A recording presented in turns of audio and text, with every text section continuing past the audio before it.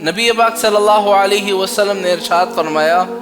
کہ جن لوگوں کو بے چینی رہتی ہے، گھر میں بے چینی ہے، بے سکونی ہے، ہاں ٹینشن ہی ٹینشن ہے،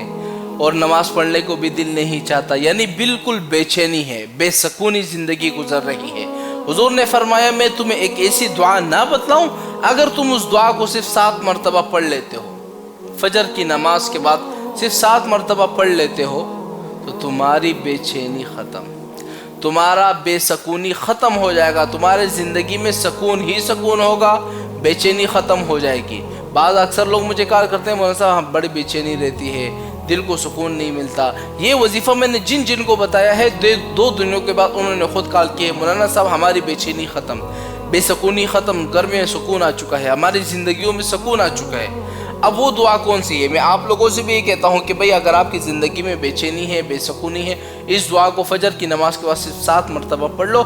آپ کی بے چینی ختم ہو جائے گی۔ وہ دعا کون سی ہے ذرا نوٹ کر لے۔ وہ دعا یہ ہے اللہم انی اعوذ بک من شر نفسی ومن شر کل دابۃ انت آخذ بناصیتہا۔ یہ وہ دعا ہے کہ جو بندہ فجر کی نماز کے بعد اس کو 7 مرتبہ پڑھ لے، حضور نے فرمایا اس کی بے چینی ختم، بے سکونی ختم، زندگی میں سکون ہی سکون آئے گا، اور پھر وہ ہمیں بھی دعا کرے گا، کیونکہ میں تو وہ دعا بتلاتا ہوں لوگوں کو جو کہ احادیث میں آئی ہوتی ہے، جو کہ حضور کا فرمان ہوتا ہے۔ حضور کے فرمان سے بڑی کوئی چیز ہے؟ یہ ایک چیز جو حضور نے فرمایا اور وہ نہ ہو، ایک دفعہ آزما کے دیکھ لو، 7 مرتبہ یہ دعا صبح کے وقت میں پڑھ لو، آپ کی ساری بے چینی بے سکونی ختم، زندگی سکون میں گزرے گی، اور ہمیں بھی دعا کرتے پھرو گے۔